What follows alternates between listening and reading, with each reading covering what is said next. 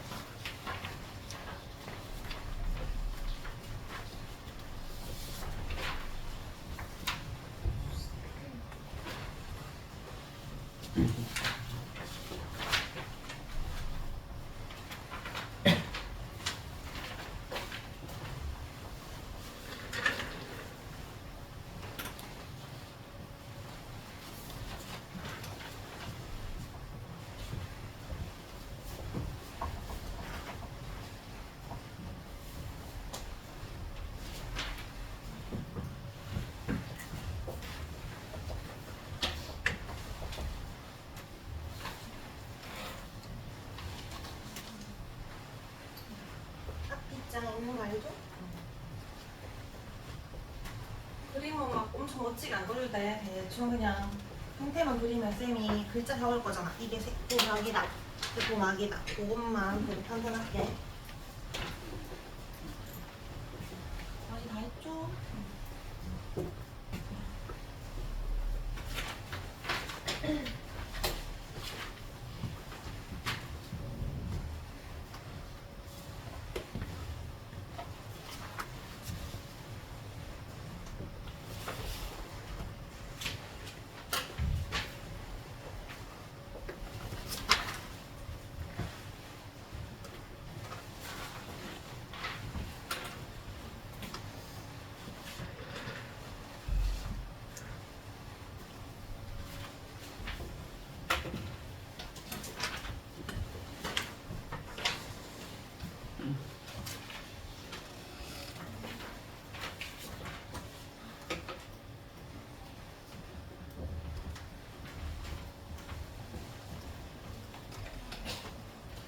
뒤에 채점할 테니까 다른 사람은 연필 놓고 펜 꺼내놓고 있으면 되고 이름 적었는지 확인하고요. 적을 거니까.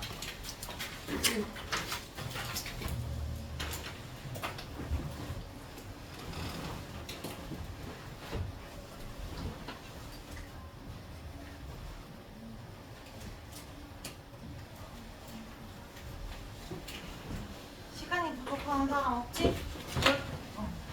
10초 더 줄게. 빨리 적어봐.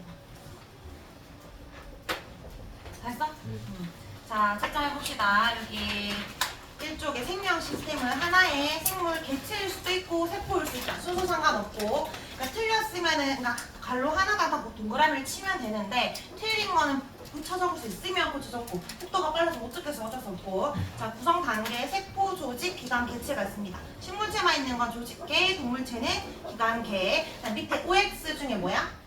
X조 기관은 비슷한 조직이 아니라 여러 조직들의 모임이다 라고 쌤이 이거 정의 잘 봐야 된다 했습니다. 이번 세포는 구조적, 기능적 기분 단위고요. 순서 상관없고 세포막으로 둘러싸여 있다. 자, 이중막으로 있는 거 3개 있었지. 핵미역, 핵, 미토콘드리아, 엽록체가 있었고 유기물 합성은 유기물이 보통 탄소화합물인데 얘들아 단백질 합성은 뭐 있지? 리보솜. 리보솜만 생각할 수도 있는데 포도당도 유기물이거든. 그거 뭐지? 엽록체. 그래서 혹시 한 개만 적었으면 하나 더 적어줍니다. 엽록체랑 리보솜이에요. 3번에 식물세포에만 존재하는 건 엽록체와 세포벽이다. 자, 일단 1번은 핵, 2번은 세포막, 3번은 세포벽, 4번은 세포호흡은 미토콘드리아, 5번 엽록체, 6번은 에코, 8번은 소포체입니다. 핵은 뒤에 생명활동 조절이고 2번은 물질 출입 조절, 선택적 투과성이랍니다. 다음에 세포벽은 그런 투과성 없지? 전투과성. 4번은 에너지 생성하는 곳, 엽록체는 포도당 합성, 리보솜은 단백질 합성, 골지체는 밖으로 분비한다. 맞다 올게요. 근데 주로 분비라고 쓰면 더 좋습니다. 혹시 학교 선생님이 그런 용어에 민감할 수 있기 때문에 세포 그린 거는 쌤이 직접 채점할게요. 채점. 자, 세포막의 구조와 기능. 인지질 곳곳에 막단백질이 박혀있다. 그냥 단백질 적어도 맞습니다. 그 다음에 뒤에 유동성이 있어서 잘 위치가 바뀐다. 머리는 친수성, 뿌리는 소수성. 수용성. 기능은 내부를 보호하고 형태를 유지한다. 다음 두 번째 제일 중요한 거 물질 출입 조절한다. 세 번째가 선택적 투과성을 가진다. 화학산은 높은에서 낮은으로 용질이 이동한다. 용질해도 되고 입자라고 해도 되고 또 다른 거 적어서 물질은 됩니다. 에너지 사용 없어요. 인재질 이중층은 단순이고 오른쪽에 맞단백질은 촉진확산이란다. 단순확산의 크기가 매우 작은 기체 분자 산소나 이산화탄소가 일시가 있고 밑에 지용성 물질. 오른쪽에 촉진확산은 비교적 큰 분자고 수용성 물질. 수용성 적어도 되고 친수성 적어도 상관없습니다. 밑에 포도당이나 아미노산이 대표적인 예시. 그리고 밑에 전하를 띠는 물질이 있다. 그다음에 확산 속도는 단순 확산은 말 그대로 단순하게 쭉 올리면 되겠지. 이게 단순이고 촉진 확산은 초기는 오히려 속도가 좀 더 빠른데 나중에는 일정해진다. 이게 촉진 확산이었다. 자, 그다음에 분자의 크기는 작을수록 온도는 높을수록 농도차는 클수록 빨라집니다. 삼투는 저고를 했어요. 농도가 낮은에서 높은으로 용매가 이동한다. 또는 물이 이동한다. 에너지 사용 없습니다. 자, 그 다음에 저장액, 등장액, 고장액이 있을 때 여기 농도라고 했잖아. 그러면 세포랑 용액 중에서 이때 저장액은 절대적인 게 아니라 세포 기준으로 세포보다 농도가 낮은 용액을 말하는 거지. 그 말은 세포가 높다는 거고 등장액은 같다. 고정액은 용액이 더 높다. 이 말. 일단 물의 이동은 유입량도 있고 유출량 둘 다 있는데 뭐가 더 많은 거야? 저고리지 저장액에서 이제 고농도로 가는 거니까 유입량이 더 많아야 됩니다. 그래서 고동은 똑같이 그려주면 되고요. 부피는 증가 일정 감소순이다. 다음 저장액은 용혈 현상이 생길 수도 있고 밑에 식물은 터지진 않지 팽륜 상태랍니다. 다음 등장액은 물의 이동 있습니다. 크기 변화 없더라도. 고정액은 동물세포 세포가 쪼그라든다, 쭈그러든다면 되고 식물세포는 세포벽이기 때문에 원형질 분리라는 말을 쓴다라고 했습니다.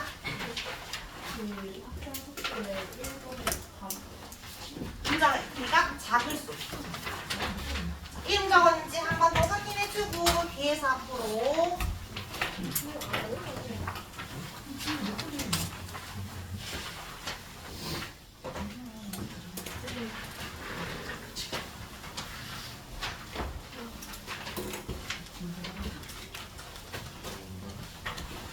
내가 열심히 외워왔다 근데 좀 몇 개 몰라서 틀렸다 그런 거는 제시 아니에요. 근데 제시하고 너희랑 쌤이 기준 좀 다를 수는 있지만 자 그럼 이제 오늘 질문 나가볼까요? 오늘은 67쪽에 일단 6차부터 먼저 봅시다. 시스템과 상호작용에서 우리 요 단어는 다 시스템 단원이라 했어. 그래서 역학적 시스템, 지구 시스템, 그리고 쌤은 생명 시스템을 보는데 그 중에 지난주는 세포의 구조를 봤고요. 오늘은 요 생명 시스템 화학 반응을 보겠습니다. 생명 시스템 화학 반응을 뭐라 그러냐면 뒷장 넘겨볼까? 물질 대사라고 하는데 오늘 배우는 1교시 내용은 물질 대사입니다. 일단 일상 용어로는 뭐 신진 대사라는 말을 더 많이 쓰는데 물질 대사가 뭔지 한번 정의를 첫 번째 줄만 읽어볼까? 생명 활동을 유지하기 위해서 생명체 내에서 물질이 분해하거나 합성되는 모든 땡땡 반응이다 라고 하는데 땡땡 반응이 뭘까? 물질 대사 제일 중요한 키워드. 일단은 물질 대사는 반드시 우리 몸 안에서 일어나야 돼. 그래서 생명체 내에서 일어나는 반응이고 어떤 반응이냐면 물리적인 변화가 아니라 화학적인 변화라서 화학 반응이라고 합니다. 화학 반응. 우리 1학기 때 물리 변화로 화학 변화 배웠지? 화학 변화는 물리 변화랑 다르게 뭐까지 변하는 거 말해? 화학적? 성질까지 변하는 거. 그러니까 완전히 물질이 달라진 걸 말해. 그래서 완전히 달라졌기 때문에 반응물이라고 하고 그 다음에 시간이 지나서 생성물로 변했다라고 하잖아. 이때 완전히 다른 물질이니까 물질마다 가지고 있는 고유한 에너지가 있는데 이 에너지의 변화도 일어나. 그러니까 그냥 단순하게 생각하면 돼. 반응물에서 생성물로 할 때 에너지가 변했다? 그 말은 에너지가 커졌거나 아니면 에너지가 작아졌거나 둘 중 하나야. 그래서 물질 대사는 두 가지 반응이 있습니다. 에너지 관점으로 봤을 때 에너지가 점점점 커지는 반응이거나 아니면 에너지 크기가 작아지는 반응. 둘 중에 하나야. 자, 얘들아 에너지가 커지려면 주위에 있는 에너지를 흡수해야 돼? 아니면 에너지를 방출해야 돼? 흡수해야 되겠지. 그래서 가지고 있는 에너지를 흡수해야 된다. 에너지를 흡수하는 반응을 뭐라 부르냐면 보통 요 에너지가 전기 에너지, 뭐 소리 에너지 엄청 많지만 주로 열 에너지 형태로 흡수하기 때문에 이런 걸 흡열 반응이라고 해요. 열 에너지를 흡수한다라고 해서. 반대로 에너지가 작아지려면 가지고 있던 에너지를 뭐 해야 돼? 방출해야 되겠지? 그래서 에너지를 방출하는 반응은 열 에너지가 발생한다라고 해서 발열 반응이라고 해. 그래서 흡열 반응과 발열 반응 두 가지가 있는데 물질 대사라 했잖아. 그러니까 우리 몸 안에서 일어나는 흡열 반응의 용어가 따로 있어. 그러니까 물질 대사 용어가 따로 있는데 흡열 반응을 뭐라 부르냐면 동화작용이랍니다. 동화작용. 동화작용이라고 하려면 그 에너지 크기가 커져야 됩니다. 이런 거야. 우리 몸에서 크기가 좀 작은 저분자들이 있었을 건데 이 저분자를 모아서 큰 고분자를 만들 때 주위에 있는 에너지를 흡수해서 커지는 거지. 예를 들면 우리 엽록체에서 뭐가 일어났었지? 엽록체에서 광합성 있잖아. 이산화탄소를 가지고 포도당 만들었지. 또는 포도당이 모여서 뭐가 돼? 포도당이 쭉 모이면 탄수화물 큰 덩어리를 뭐라 하지? 밥 같은 거. 단당류, 다당류? 다당류도 있대. 이거 녹말을 하잖아. 녹말 합성을 한다든지 아미노산이 모여서 뭐가 되죠? 단백질 합성한다든지 우리 몸에서 큰 덩어리를 만들 때 동화작용이라고 하고 그때 에너지를 주위에서 흡수를 하는 거야. 반대로 에너지를 방출하는 건 고분자 물질을 쪼개는 거야. 작은 여러 개의 저분자 물질로. 그럼 그때 에너지를 방출하는데 이때 우리 몸에서 발열 반응이 일어나는 걸 이화작용이라고 합니다. 이화작용. 이화작용의 예시는 녹말을 합성했다, 단백질 합성했다 반대로 되지. 단백질을 분해한다, 녹말 분해한다, 즉 밥 먹어서 소화시킨다는 거잖아. 그래서 소화하거나 아니면 광합성과 반대인 작용이 세포호흡이지. 포도당 분해하는 거. 뭔가 물질을 분해하는 건 이화작용입니다. 그래서 우리 몸에서 일어나는 이런 모든 반응들을 물질 대사라고 하는데 두 가지로 분류할 수 있다는 거지.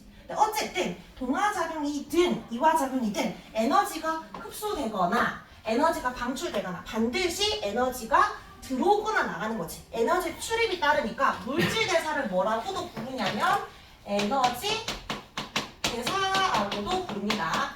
같은 말이에요. 여기 잠깐 정리를 하고 가볼게.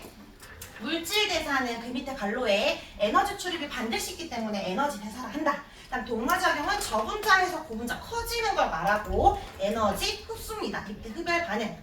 이화작용은 고분자에서 저분자고 에너지 방출입니다. 그래프 밑에 발열 반응이다. 예시 보고 이게 동한지 이완치 구분해주면 됩니다. 자, 오른쪽 페이지 넘어갈게요. 자, 물질 대사의 또 다른 특징. 세 가지가 있는데 첫 번째는 아까 방금 말했던 거야. 에너지 흡수해서 합성하거나 분해하면서 에너지 얻으니까 에너지 출입이고요. 두 번째, 물질 대사가 일어나려면 반드시 이게 관여가 돼야 된다.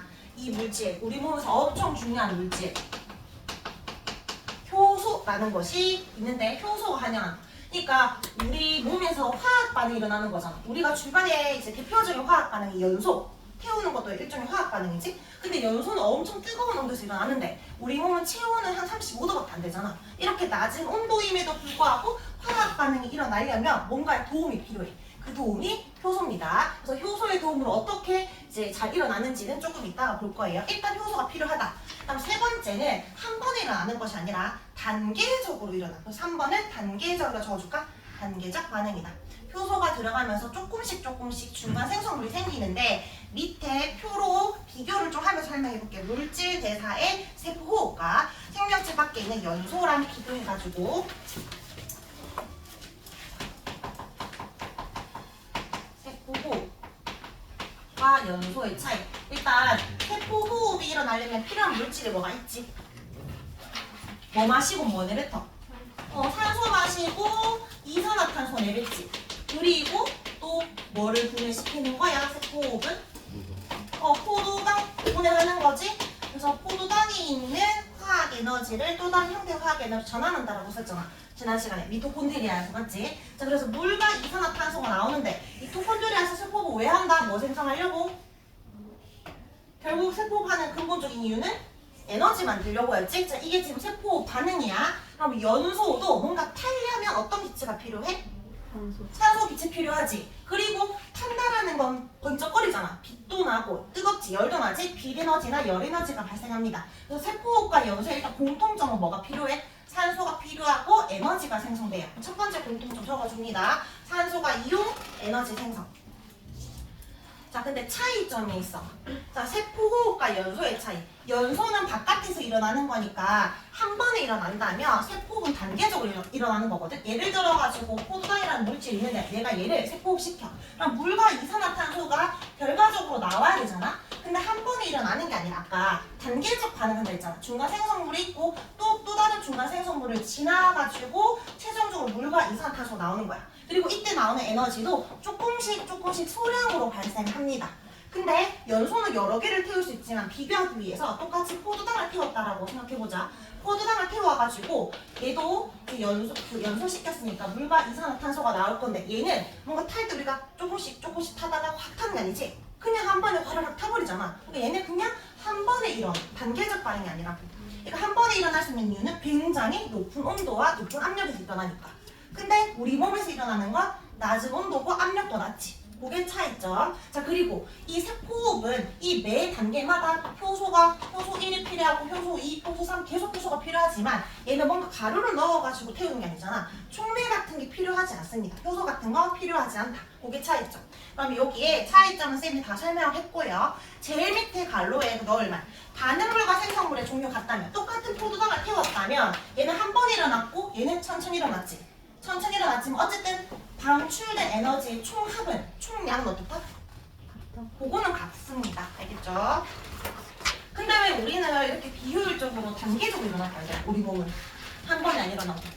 수면도 낮고 압력도 낮으니까. 그러니까 한 번에 일어나려면 높은 온도여야 되잖아. 그러니까 우리 몸이 탈 수 있으니까 타지 않으려고 단계적으로 일어나는 거야. 이거 잠깐 하나 질문하고 넘어갈게. 세포호흡은 일종의 동화작용이야? 이화작용이야? 쪼개는 거지? 에너지 방출됐지? 이화작용이에요. 자, 그럼 연소는 동화작용이야? 이화작용이야?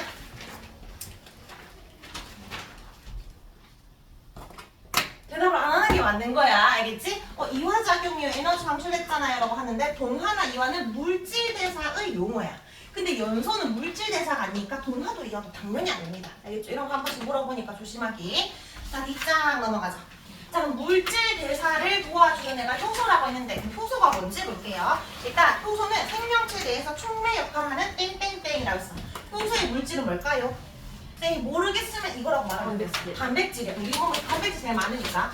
효소는 일단 물질은 단백질 덩어리인데 어떤 역할을 하는 단백질이냐면 촉매 역할을 하는 단백질이야.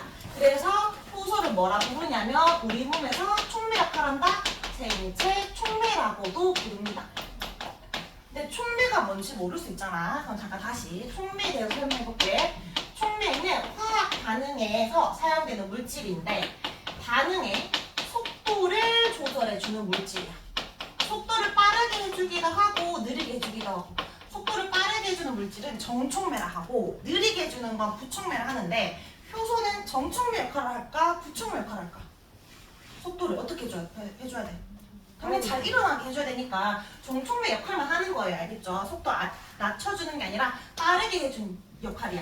그리고 속도만 빠르게 해주지 이 반응물에서 생성물로 될 때 생성물의 양이라든지 농도에 전혀 영향을 주지 않는 게 촉매. 자, 그리고 하나 더 특징이 재사용이 가능하다라는 게 특징이야. 예를 들어볼게. 과산화수소 화학식이 뭐죠? H2O2지. H2는 물이고, 맞죠? 산소가 하나 더 많아서 과산화수소야. 과산화수소를 가만히 놔둬도 분해가 되는데 뭐랑 분해되냐면 물과 맞아. 과산화수소니까 수소라 생각하는데 H2O2고 얘는 H2O잖아. O가 하나 더 나왔지? 산소가 생깁니다. 근데 산소 기체는 O라고 처럼 만드는 거 알죠? O2 산소 원자가 3개니까 짝수를 바꿔야 되니까 홀수를 2로 바꾸면 돼. 산소 원자 4개, 얘도 4개 만들려고 2 적어주면 됩니다. 이게 중요한 건 아니고 어쨌든 과산화수소가 시간이 지나면 물과 산소로 나뉘어지는데 왜 우리 상처 소독할 때 과산화수소 바르잖아? 그러면 거품이 부글부글거리는데 그게 산소야. 근데 이게 엄청 오래 걸려 산소가 보이기까지. 그래서 산소가 나오게 하려고 속도를 좀 빠르게 해주려면 촉매를 넣어줘야 되는데 거기 예시는 이산화망간이라는 예시를 넣어줬어요. 이산화망간을 넣어줬더니 속도가 좀 빨라졌대. 근데 쌤 우리도 그 상처 소독할 때 맞아 바로 산소 나왔잖아. 그거는 왜 그러냐면 우리 혈액에도 이런 촉매역할하는 효소가 있는데 그 효소 이름이 카탈레이스거든. 피 속에 카탈레이스 효소가 있어서 분해를 촉진시켜줬기 때문에 산소 기체가 나왔던 거야.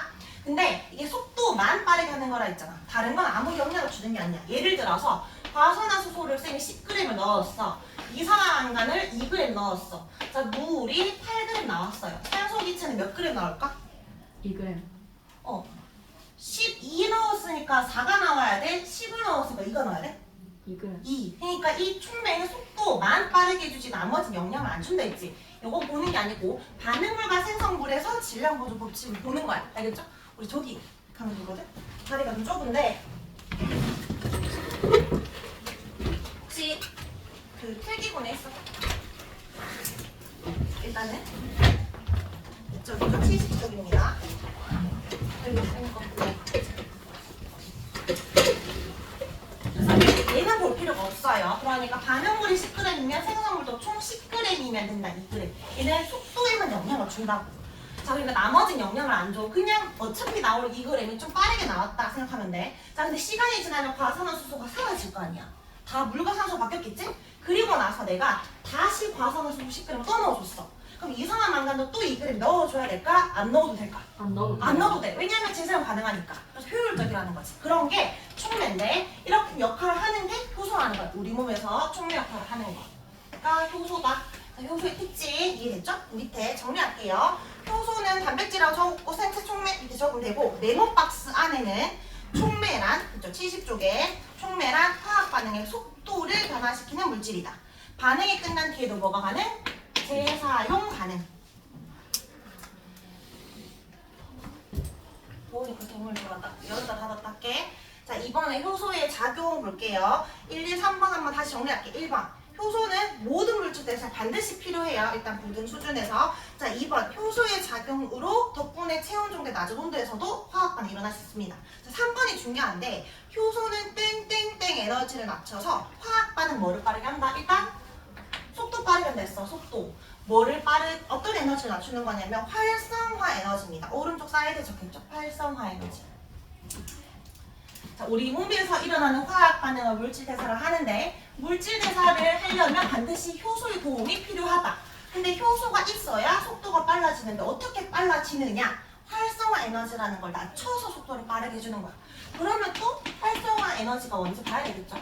활성화 에너지, 액티베이션 에너지라 해서 나중에 쌤은 혹시 뭐 EA 적더라도 그냥 활성화 에너지라 생각하면 돼. 활성화 에너지 정의부터 잠깐 적고 가면 사이드에 적혀있어요. 반응이 일어나기 위해 필요한 최소한의 에너지를 말합니다. 필요한 최소한의 에너지. 자, 이 글만 보고 이해가 되는 친구들도 있겠지만 좀 감이 안 올 수 있잖아. 그래서 쌤이 예시를 들어서 다시 동화작용과 이화작용의 예시를 들어서 설명해 볼게. 자, 그래프가 왼쪽에가 동화작용이야, 이화작용이야? 그 밑에. 에너지가 크기가 이거 작았는데 커졌지? 거기. 그럼 얘는 무슨 작용? 동화작용. 일단 표에다가 동화작용 하나 적어주고요. 저 오른쪽에는 에너지 크기가 작아졌으니까 이화작용을 일단 적어줍니다. 동화작용과 이화작용에서 활성화 에너지 크기를 지금 찾아볼 건데 활성화 에너지는 반응이 일어나려면 최소한 이 정도 에너지가 필요하다라는 거야. 그러니까 원래 반응물의 에너지 이만큼 갖고 있었어. 시간이 지나면 이게 생성물이지. 생성물의 에너지야. 그러면 이 반응물과 생성물의 에너지 이 차이를 뭐라 부르냐면 반응열이라 부르는데 우리가 생각했을 때는 그냥 이론적으로 생각했을 때 반응열의 에너지만큼 주면 딱 얘가 될 것 같잖아. 그치? 근데 반응이 일어나려면 최소한 이 정도의 에너지는 필요하다라는 게 활성화 에너지야. 활성화 에너지는 생성물 에너지보다 좀 더 커. 그러니까 언덕인데 언덕. 이만큼의 에너지가 있어야 반응이라는 게 일어나. 그러니까 여기서부터 반응열까지가 아니라 더 많은 에너지를 주어야 내가 생성물로 변해. 그럼 내가 이만큼 에너지 줬어. 그럼 당연히 언덕을 쉽게 넘어가지. 이만큼 줘도 돼. 근데 최소한 이 정도의 에너지는 줘야 이 생성물이 되는 거야. 최소한의 에너지. 최대한 에너지는 없잖아. 무제한이니까. 근데 만약에 반응열보다 좀 더 많은 에너지 줬잖아. 내가 이 정도 줬어. 턱걸이에서 이제 못 넘어갔지. 반응물보다 더 많이 주더라도 못 넘어갈 수 있다고. 그러면 반응물에서 생성물로 안 된다는 거야. 자, 그럼 여기 반응열까지를 쌤이 B라고 하고 여기서 언덕을 A라고 할게. 활성화 에너지는 크기를 어떻게 표현할 수 있어? A랑 B를 더해야 이만큼 주어야 반응이 난다 했잖아. 자, 근데 효소의 역할이 뭐다? 이러한 활성화 에너지를 낮춰준다고. 언덕을 낮춰준다고. 그럼 효소가 들어가면 언덕이 낮아져서 이렇게 내려가. 그럼 아까 아쉽게 못 넘어갔었던 애들이 이제 넘어갈 수 있지. 같은 시간당 더 많은 애들이 생성되니까 속도가 빨라진다라고 표현을 하는 거예요. 자, 그러면 A 플러스 B에서 어떤 값이 줄었어? A 값이 줄었어. A가 줄었지. 얘들아, 아무리 효소가 많이 들어가도 이 언덕이 낮아져도 반응열보다 내려갈 수는 없어요. 반응열보다 높은 언덕을 살짝 낮춰줄 뿐이야. 그래서 A 값이 좀 줄어들게 된다. 자, 그럼 효소가 없을 때의 활성화 에너지를 모르면 반응물 기준으로 언덕 끝까지야. 효소가 있을 때의 활성화 에너지는 반응물 기준으로 낮은 언덕 끝까지라고 얘기해주면 됩니다. 이해돼? 자, 그럼 동화작용 2에서 반응열보다 조금 더 높은 언덕이라는 게 있다. 자, 근데 이화작용은 조금 헷갈릴 수 있어. 왜냐하면 이화작용은 에너지를 흡수하는 거야? 에너지를 방출하는 거야? 방출하는 거잖아. 내가 생성물로 바뀌고 싶은데 에너지 흡수하고 싶은 게 아니라 버리고 싶은 상황이야. 버리고 싶은데도 에너지를 흡수해야 될까? 에너지를 좀 더 줘야 반응이 일어날까? 모든 반응은 활성화 에너지가 필요해. 그 말은 버리기 위해서도 내가 일종의 에너지를 좀 흡수해줘야 된다는 거야. 자, 그러면 다시 질문. 여기서부터 이까지 B, 여기서부터 이까지 A. 자, 이화작용에서 활성화 에너지 크기는 A 플러스 B일까요? 나는 이 B를 흡수하고 싶었던 거야? B 버리고 싶었는데 A가 부족한 거잖아. A만 흡수하면 B를 버릴 수 있는 거야. 맞지? 반응물 기준에서 어느 끝까지라고 얘기하면 돼. 그래서 이화작용에서 활성화 에너지는 A입니다. 근데 효소가 들어가면 이 언덕이 낮아진다. 그러니까 A 값이 줄어들게 된다. 알겠죠? 효소가 있든 없든 반응열은 절대 변할 수 없고 위의 언덕만 내려간다 라고 보면 되고, 동화는 잘 찾는데 너희가 이화랑 항상 많이 틀리거든? 요거 보는 거 아니고 반응물 기준으로만 봐야 된다. 자, 여기 밑에 정리. 표의 동화, 이와 적었죠? 일단 동화는 생성물 에너지가 더 크니까 오른쪽 부등호, 이화는 왼쪽 부등호. 에너지 변화. 효소가 반응에 참여하면 활성화 에너지는 언덕이야. 언덕이 높아진다, 낮아진다? 낮아진다. 활성화 에너지 낮아진다 또는 감소한다, 작아진다 라고 하면 되고요. 단, 효소가 있든 없든 유무에 관계없이 항상 일정한 게 뭐다? 반응열이야. 자, 이거 되게 중요해. 반응열 옆에다 하나 더 적자. 반응열 말고 두 개 더 있어. 반응물의 에너지도 변하지 않아요. 원래 가지고 있었던 반응물 에너지 하나가 뭐겠어? 생성물의 에너지겠지. 효소는 속도만 빠르게 한다 했지 나머지 변화시킨 게 아니라 했어요. 반응물과 생성물의 양도 안 변할 뿐더러 가지고 있었던 고유한 에너지도 안 변해. 그러니까 여기서부터 이 반응물 에너지와 생성물 에너지가 안 변했으니까 반응열도 안 변하는 거야. 자주 물어보는 건 이 반응열이거든. 뭐 기호가 많을 거야. 이 반응열을 C, 여기를 뭐 D, 여기를 E라고 하면 절대 변하지 않는 거라고 하면 당연히 일단 C는 무조건 적어야 되는 거고요. 이건 자주 나오는 메인이니까. 조금 더 깊게 물어보면 이런 값도 있다고. 반응물 에너지나 생성물 에너지도 물었다면 요것도 안 변한다라고 해주면 됩니다. 알겠죠? 자, 그럼 밑에 동그라미 쳐볼까? 활성화 에너지가 어떨수록 반응이 일어나기 어려워? 언덕이 어때야 일어나기 어려워? 클수록. 이 동그라미. 없을 때보다 있을 때 활성화 에너지가 커진다, 작아진다? 작아서 빨리 일어납니다. 자, 오른쪽 페이지 잘 이해했는지 볼게요. A는 일단 반응물이고요. B는 생성물입니다. 71쪽이에요. 바로 옆 페이지. 자, 효소가 없을 때의 활성화 에너지는 기호로 어떻게 적어? 일단 높은 언덕까지잖아. 기억 플러스 디귿이야? 그냥 기억이야? 반응물 기준으로니까 기억입니다. 효소가 있을 때는 낮은 언덕? 니은. 자, 디귿을 뭐라 부른다? 반응열이라 부른다. 자, 밑에 1번 문제 풀어보자.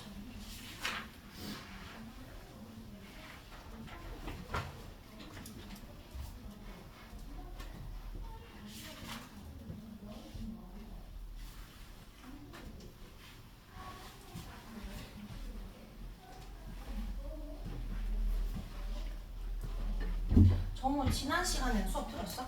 그럼 수업을 들었지? 응. 앞에 거는 나중에 영상 줄 테니까 그거만 보면 돼. 옆으로 좀 틀어줄까? 2 이 추운 날에 또 에어컨을 진짜 부착하기 때문에 잠깐 틀었다 끌게 그러면. 자 1번에 얘들아 요 그래프가 동화작용 그래프야 이화작용 그래프야? 동화작용이죠. 자 이 반응 동화작용 기억이고요. 효소 없을 때는 반응물 기준 높은 온도 끝까지니까 A 맞죠? 그다음 효소의 작용으로 낮아진 활성화 에너지는 요 높았는데 낮아졌으니까 요 밑에 요 차이만큼 줄었지? 그게 C-B 이 크기와 같네요. 정답 5번. 자 문제 좀 더 풀게요. 74쪽 갑니다. 스스로 체크. 6번까지 풀 거예요. 1번 적어보자.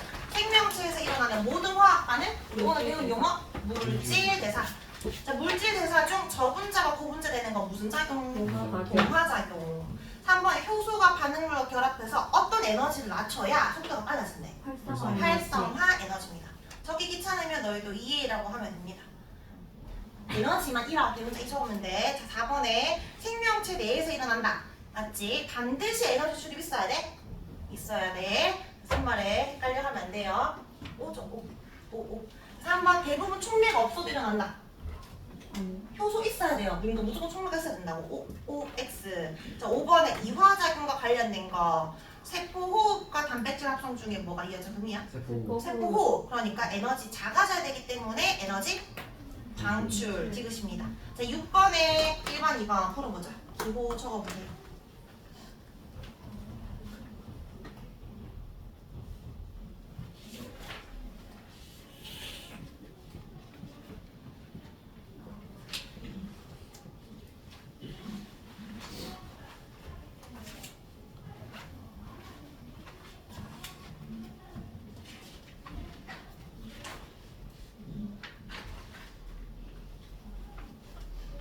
효소가 있을 때 활성화 에너지는 일단 높은 언덕이야? 낮은 언덕이야? 효소가 있으면 도와주는 거니까 낮은 언덕이지. 자 그러면 D야 E야? B는 아니에요. 반응물 기준이기 때문에 D 중에 E. 효소 유무 관계없이 일정한 것은 A입니다. 자 한 장 더 남겨. 얘들아 75쪽에 더블 체크는 쌤이 말했지. 기출문제라서 해설이 따로 없다 했잖아. 근데 여기 더블체크 1번의 경신고 문제는 그래프가 이런 그래프 말고 지금 뭐 나이키 그림도 있고 나이키 반대 그림도 있고 이거 좀 심한 내용이라서 쌤이 문제풀이 영상을 올려놨어. 지금 굳이 설명할 필요는 없는데 그래도 풀고 싶은 친구들은 영상 그 링크 끌어가지고 보면 됩니다. 알겠죠? 지난주 토요일에 쌤이 설명 올려놓을게 했는데 안 올려놔가지고 한 명 친구가 숙제하다가 영상 언제 올라오나요? 라고 해서 어제 보기 올렸거든요. 울산은 그럼 보세요. 자 뒷장 76쪽 반대편 한 번 더 정리. 일단 개념이 중요하니까 1번에 우리 예유나 가 저분자가 고분자 되는 건 무슨 작용? 그렇지 동화. 그럼 나가 이거입니다. 2번에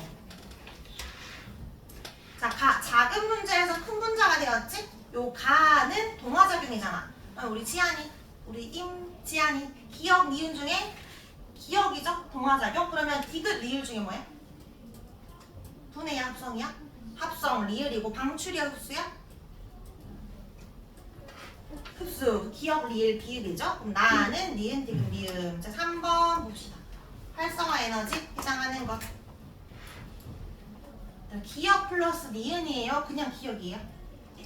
반응물 기준이니까 기억. 이번에 요거 동화야 이화야? 작아졌지 이화지. 그럼 발열이네. 자 니은 광합성은 예시되나요? 안 되고 촉매가 있더라도 니은의 크기는 변하지 않는다. 반응은 안 변합니다. 맞아요. 자 오른쪽 페이지까지 할 거예요. 그래서 기억과 디귿입니다. 정답은 4번에 한 번 더 적자. 우리 몸에서 일어나는 반응 물질 대사. 5번에 우리 몸에서 400도씨 이상 높은 온도에서 일어난다. 그럼 다 죽겠지? X. 세포호흡은 반응이 한 번에 일어날 수 있어? 단계적 반응이라 했습니다. X. 효소가 작용했을 때 가 활성화 에너지가 작다. 작용해야 언덕이 낮아지지. 맞는 말이죠. 8번 활성화 에너지가 낮을수록 반응이 빨리 일어난다. 맞죠? 자 9번은 아직 안 배웠는데 일단 읽어볼까? 효소의 주성분은 단백질이죠. 그래서 단백질은 효소마다 고유한 입체 구조를 가진다. 맞습니다. 알겠죠? 단백질은 다 다른 입체 구조 가져요. 10번에 효소는 재사용될 수 없다. X. 자 그럼 이 9번 아직 안 배웠잖아. 이 내용 다시 돌아가 볼까요? 72쪽에 효소의 특성.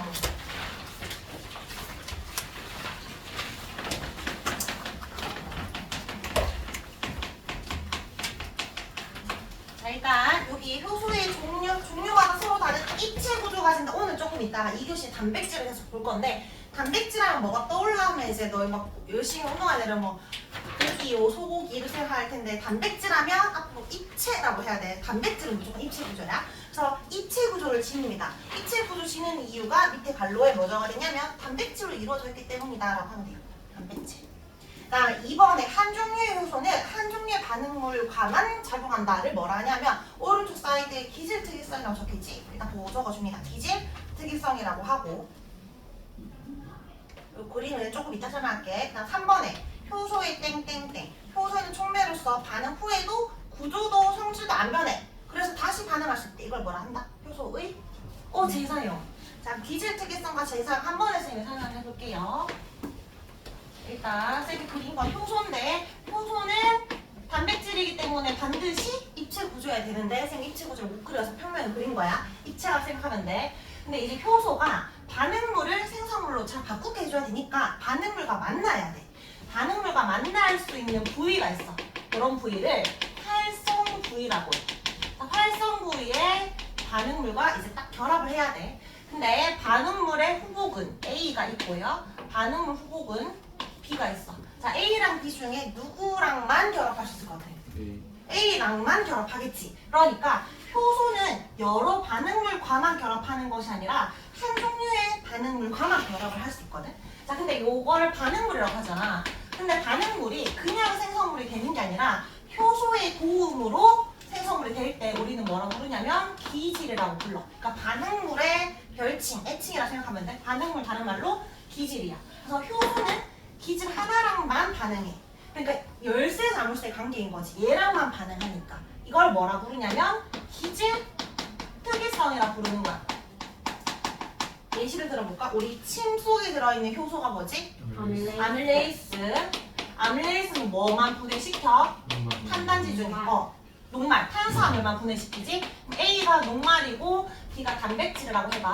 내가 쌀밥이랑 소고기를 입안에 넣었어. 자, 너희가 이제 막 씹고 있는데 선생님 절대 삼키지 마. 12시간 동안 씻기만 해. 절대 삼키지 마라고 했어. 그럼 너희는 이제 막 계속 씻기만 하겠지? 그럼 밥알과 고기가 완전 으스러져가지고 엄청 작은 가루가 됐겠지. 그래서 침이 막 너희가 줄줄 흐르고 있는 상황이야. 근데 그때 침 속에 아밀레이스가 있었을 거 아니야. 그러면 사실 밥은 녹말이 아니라 뭘로 변했을까?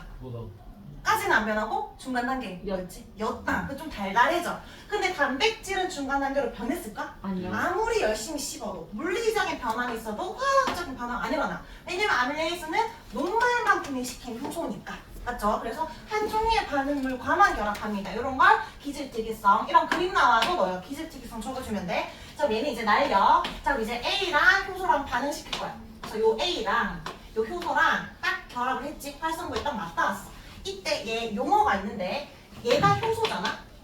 반응물을 다른 말로 뭐라 한다? 기질. 그래서 요걸 효소, 기질, 복합체, 효기복이라 부릅니다. 효소, 기질, 복합체. 효소랑 기질이 만나서 커졌다. 효소, 기질, 복합체. 근데 효소, 기질, 복합체가 생성되었을 때 활성화 에너지를 낮춰줄 수 있어. 그러니까 이 활성 부위에 딱 맞닿아 있어야 언덕을 맞춰줄 수 있거든. 근데 단백질에 오늘 한다 했지만 단백질의 장점은 종류가 엄청 많은 거야. 단백질의 단점은 잘 변해. 너희 단백질의 제일 대표적인 식품이 뭐지? 고기. 고기 누구? 그 알단이잖아. 흰팩이잖아. 계란, 흰자를 단백질을 하잖아. 맞지? 그래서 우리 계란 있잖아. 달걀. 왜 데프리카에 달걀 떠뜨린 거 알지? 그 40도씨만 올라가도 달걀 흰자가 하얗게 변하잖아. 변성이 잘 돼. 열에 약하니까. 근데 잘 변성이 되잖아? 근데 그걸 다시 냉장고에 넣으면 원래대로 돌아가? 안 돌아가지. 이미 하얗게 변하는 거는 투명이 안 들어가. 그러니까 얘가 변성이 잘 된다는 거야. 얘도 단백질이니까. 그래서 우리 몸에 40도 정도 고열이 되면 엄청 위험한 이유가 우리 몸에 있는 모든 종류 효소들이 이렇게 막 찌그러지게 돼. 자, 그럼 이 기질과 결합할 수 있어 없어? 없지. 활성 부위랑 맞닿아야 활성화 에너지를 낮춰주는데 맞닿지 못했어. 활성화 에너지가 안 내려가. 자, 그럼 언덕이 엄청 높았던 걸 이만큼 확 낮췄단 말이야. 실제로 엄청 많이 내려가거든. 근데 못 내려가면 이거 반응하기 쉬워, 어려워? 어려워. 그럼 이 반응 못 하겠지. 그 말은 뭘 못해? 우리 몸에 세포도 못하고 소화도 안 되고 그냥 죽는다는 거지. 알겠지? 그래서 엄청 위험하다라는 거. 우리 몸의 온도가 높아지면 어쨌든 이 효소가 이 활성으로 만나야 그때 비로소 내려가는 겁니다. 그전에는 활성 에너지를 못 낮춰줘요. 자, 이렇게 만나서 낮췄어. 근데 계속해서 만나고 있는 게 아니라 효소는 할 일이 많기 때문에 결합시키고 나가 이렇게 되는 거거든. 얘는 날아가고 계속 일을 해야 돼. 그러면 얘는 떨어지겠지? 자, 그래서 이 기질이 떨어지면서 더 이상 반응물이 아니라 생성물이 됩니다. 쌤이 그림을 한 조각에서 두 조각으로 쪼개는 그림으로 그렸어요. 얘는 일종의 동하작용이야, 이화작용이야. 이화작용. 고분자가 저분자 된 거니까 크기가 뭐 거의 비슷한데 여러 가지 어쨌든 그냥 작아졌다 생각해. 일종의 이화작용 그림이야. 근데 이 두 개 조각이 들어가서 합쳐지면 동화작용인 거야. 알겠죠? 이화작용인 거고 얘는 지금 모양이 변했는데 효소는 모양이 안 변해. 성질도 안 변해. 그럼 다시 효소는 뭐가 가능하다? 효소는 재사용이 가능하다. 그래서 효소의 특징이 두 가지가 있습니다. 기질 특이성과 재사용. 그럼 질문. 재사용이 가능하다라는 것은 효소의 양이 많아야 돼, 적어도 돼? 많아야 돼, 적어도 돼? 적어도 돼요? 적어도 되지. 아까 이 그림으로 계속 쓸 수 있다 했잖아. 계속 쓸 수 있으니까. 맞지? 자, 근데 기질 특이성을 가진다라는 말은 효소의 종류가 많아야 돼, 적어도 돼? 많아야지. 녹말 분해한 효소도 있어야 되고 단백질 분해한 효소도 있어야 되잖아. 그리고 심지어 녹말 분해할 때 한 번 일어나는 것이 아니라 우리는 단계적 반응하니까 매 다른 종류의 효소가 필요하단 말이야. 엄청나게 많아야 돼. 근데 다행히 단백질은 종류가 많기 때문에 효소가 많을 수 있다. 그 말이에요. 자, 그럼 여기 3번, 2번, 3번은 적었고요. 4번에 효소와 온도의 관계 이것도 설명했어요. 주성분이 단백질이라서 열이나 산에 약하다. 산은 이제 액성이 산성이나 염기성이 변한다라는 겁니다. 오른쪽에 OX부터 먼저 해보자. 문제. 효소의 종류가 많아야 한다. 네. 맞죠? 양은 많지 않아도 된다. 맞죠? 자, 그리고 마지막 이 카탈레이스로 과산화수소 분해 실험 하나 보고 갈게요. 과산화수소 분해는 아까 쌤 설명했는데 뭐랑 뭐로 분해된다? 물과 산소고의 밑에 긴 괄호는 화학 반응식 한번 적어보라고. 이거 적어봅니다. H2O2가 H2O랑 O2로. 당연히 개수비 맞추는 건 너무 당연한 거 알겠죠?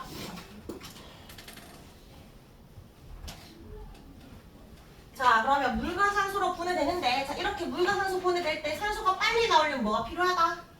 촉매가 필요하다. 근데 지금 이 이산화탄소 촉매 말고 우리 몸에 있는 효소를 볼 건데 카탈레이스란 효소가 과산화수소를 빠르게 분해시키거든? 아까 혈액 속에 많다 했는데 감자 있잖아. 고구마 말고 감자 속에도 카탈레이스 효소가 엄청 많아. 그리고 너 순대 먹어봤지? 그 순대에 간 먹어봤어? 네. 약간 간 좀 맛없잖아. 맛있어. 퍽퍽하고 맛있어? 제일 그 염통은 좀 쫄깃해서 맛있는데 쌤은 간이 별로더라고. 아무튼 그 삶은 간 말고 생간 있잖아. 그 생간에도 카탈레이스가 많아. 그래서 정말로 그 카탈레이스가 과산화수소를 잘 분해하는지 실험을 해보는 거야. 삼각 플라스크가 3개 있어요. 첫 번째 A에는 과산화수소만 넣고 아무것도 안 넣었어. B, C는 과산화수소에 B에는 뭐 넣었대? 감자 조각 넣었고 C에는 생간을 넣었습니다. 그러면 효소가 있으니까 빠르게 분해돼서 산소 기체가 나오겠지? 산소 기체 나왔다는 거 어떻게 확인했어? 삼각 플라스크 위에 뭘 꽂았지? 통송 꽂았지. 그리고 산소가 날아가는지 보는 거야. 근데 A는 아무것도 안 올라가는 그림 보여? A는 왜 아무것도 안 넣었어? 이런 걸 무슨 군이라 해? 실험군이야, 대조군이야? 대조군. 비교하기 위한 게 대조군이고 BC가 실험군이에요. 자, 요 BC에는 실험군은 카탈레이스가 있었구나라는 걸 확인할 수 있는 겁니다. 그럼 오른쪽에 쌤 글씨 적혀있는 결론 볼까? 시험관 A는 속도가 느려요. 가만히 놔둬도 발생하겠지만 바로는 기포가 안 보입니다. 2번 시험관 B와 C 감자 조각에는 과산화수소 분해하는 효소에 무엇이 들어있다? 카탈레이스. 카탈레나 노래 혹시 알아? 모르는지 기억나네? 그거 생각하면서 쌤은 예전에 했는데 너희 지금은 요즘에는 모를까 봐. 아무튼 그냥 외우면 됩니다. 카탈레이스. 자, 그 다음에 꺼져가는 불씨를 빛이 넣었더니 여기 풍선 치웠네. 넣었더니 다시 불씨가 타올랐다라는 거. 여기 있는 기체는 뭐였다? 산소입니다. 산소. 근데 이렇게 안 물어. 반대로 물어요. 요 산소로 확인할 수 있는 방법을 선술하시오라고 하겠지. 너희는 그 앞에 있는 거 적어주면 돼. 그 자주 묻는데 산소 확인하는 방법, 수소 확인하는 방법, 이산화탄소 확인하는 방법은 자주 물으니까 너희가 알고 있으면 편하다. 알겠죠? 자, 4번에 기포 발생이 끝나서 과산화수소를 또 넣었더라도 또 기포가 발생한대. 효소는 뭐가 된다 했지? 재사용되기 때문에 가능하다. 오른쪽 사이드에 3번 효상 생간 대신에 우리 그 순대 먹는 그 익힌 간을 사용해도 기포가 발생할까요? 아니요. 익힌 간의 효소가 익었으니까 단백질 변성됐겠지? 그래서 카틀레이스 분해 못 시켜요. 그래서 효소는 주성분이 단백질이니까 변성된다. 자, 다시 쌤이 질문해볼게. 자, 요거 과산화수 10g 넣었어. 반응 다 끝났어. 자, 그래서 내가 감자를 다시 넣었어. 반응이 일어난다. 맞아, 아니야? 그래서 다시 반응하기 위해서 감자를 다시 넣어야 될까? 아니요. 감자 속에 있는 카탈레이스는 변하지 않기 때문에 감자는 한 조각만 있으면 돼. 뭘 다시 넣어야 돼? 과산화수를 다시 넣어야 되는 거 알겠지? 이 반응물을 다시 넣어야 되지 요 효소가 들어있는 그런 물질을 다시 넣는 건 필요가 없다. 조심하게. 자, 마지막 73쪽까지 하고 이제 문제 풀고 마무리. 요 옆에 있는 내용은 쉬운 거라서 그냥 쭉 읽어보면 됩니다. 효소의 활용. 효소는 생명 현상에 관여하니까 그 뒤에 생명 시스템 유지대로 간다. 이것만 줄 쳐주면 돼. 그러니까 우리 몸에서 엄청 중요한 역할을 한다라는 거야. 그런데 그러한 중요한 역할을 하는 효소가 2번. 효소는 어디서도 작용할 수 있다? 생명체? 내도. 밖에. 밖에서도 작용할 수 있다.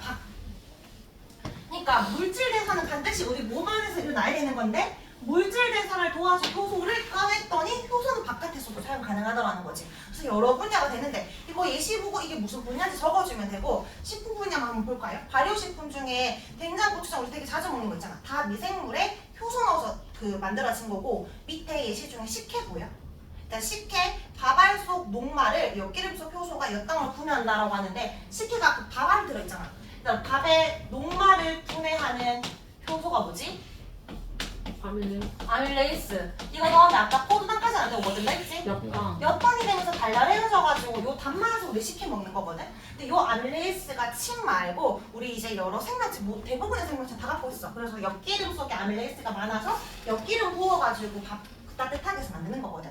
우리도 식혜 만들 수 있는 거지. 쌤이 밥을 잘 지은 다음에 애들 다 같이 모여서 침 한 번씩 뱉어주세요 해서 침 뱉어. 자, 그리고 따뜻하게 며칠 놔둬. 그리고 이제 좀 먹어봐 하면은 좀 거북하더라도 단맛은 날 거야. 근데 물론 이제 침전물이 있어서 그렇지. 어쨌든 다 이런 식혜도 이제 그 효소 이용한 그런 식품 분야에서 있는 거고요. 다른 의약품 분야나 산업 분야를 한번 읽어보면 됩니다. 자, 밑에 큰 3번. 산업 제품을 효소를 활용할 때 장점. 일단 효소는 재사용 가능하니까 경제적이고, 두 번째 주성분이 단백질이니까 잘 분해되지, 친환경적. 세 번째는 아직도 밝혀지지 않은 효소들이 많다. 그래서 이런 거는 실제 시험 칠 때 서술형으로 준비하면 될 것 같아요. 뒷장에 아까 남은 문제 풀겠습니다. 7번. 효소의 작용을 나타낸 것이다. A랑 B 중에 뭐가 효소지? B. B가 효소처럼 생겨서 효소가 아니라 반응이 지났는데 안 변했으니까 B가 효소고, A는 C로 쪼개졌죠? 그러면 효소는 B고요. 이번에 반응물은 A, 생성물은 C와 D가 된다. 자, 그 다음에 뒷장에 문제 몇 문제 풀게요. 15번, 16번, 79쪽에 15, 16.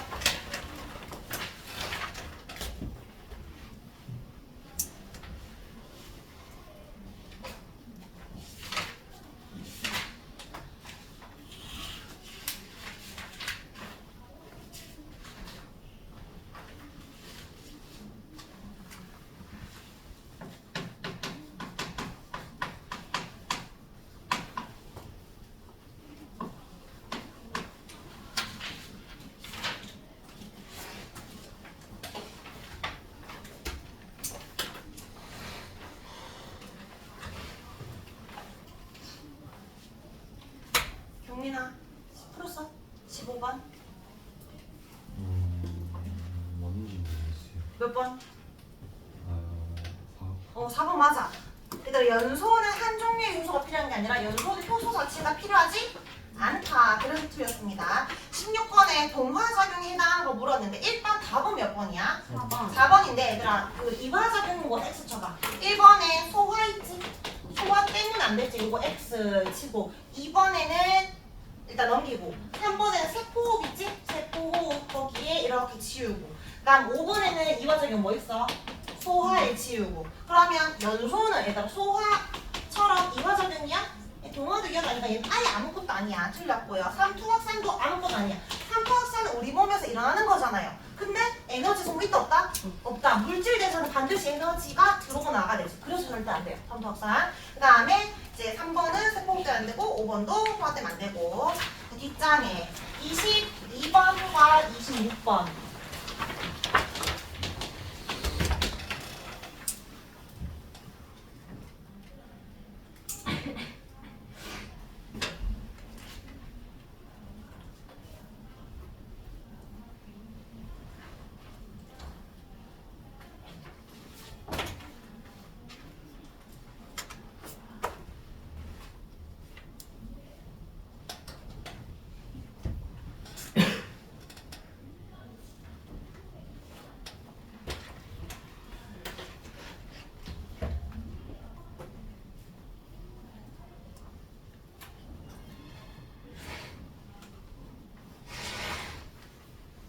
우리 지안이 이번에 지안이 22번에 몇 번일까요? 2번. 효소가 있을 때 활성화 에너지는 높은 언덕이니까 뭐라 적어야 돼? 있을 땐 낮은 언덕이니까 이 투지. 그래서 틀렸고 있을 때 반응력은 있든 없든 그냥 항상 있으립니다. 정답은 2번. 자, 26번에 A에는 B에만 작용한다. 효소는 기질과만 작용한다. 기질 특이성 맞지? 그 다음에 C에서 효소가 활성화 에너지 낮춘다. 이렇게 효소 기질 복합체가 되어야만 활성화 에너지 낮춥니다. 맞고요. 디귿은 맞아 틀려? 얘들아 D가 분리되어 재생되는 게 아니라 생성물이 아니라 효소가 재생돼야지. D는 생성물이잖아. 그래서 정답은 3번입니다. 자, 마지막 한 문제 32번 보시겠습니다.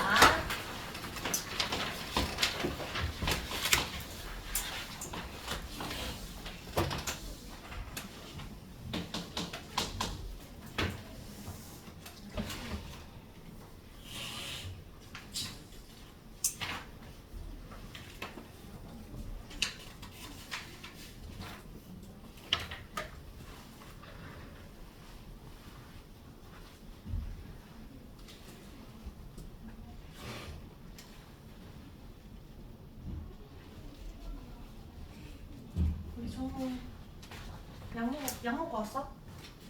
졸리지? 성적 풀었니? 아직? 자 볼까 얘들아. A랑 B 중에 하나는 반응물이고 하나는 생성물인데 시간이 지날수록 감소하는 게 뭐지? 반응물 증가하는 게 생성물. 반응물이 생성물로 변하고 있기 때문에 반응물은 감소해야 되고 생성물은 생겨야지. 맞지? 자 그러면 기억에 B는 생성물이다. 맞고요. 자, 효소는 A랑 결합해서 반응물과 결합해서 활성화 에너지 낮추는 거지. 이유는 맞아. 그다음 디귿. 시간이 지날수록 A의 농도 변화가 느려지는 이유는 일단 왜 이유가 뭔지 몰라도 효소는 소모된다 안 된다? 안 돼. 근데 이걸 왜 점점 느려지겠어? 반응물이 뭘로 바뀌고 있어? 생성물로. 처음 반응물이 많았는데 반응물이 없어지고 있잖아. 더 이상 반응할 반응물이 없으니까 느려지는 거죠. 맞죠? 그래서 반응물이 소모되는 겁니다. 정답은 3번. 자, 우리 10분 쉬고 2교시에 계속 나갈게요.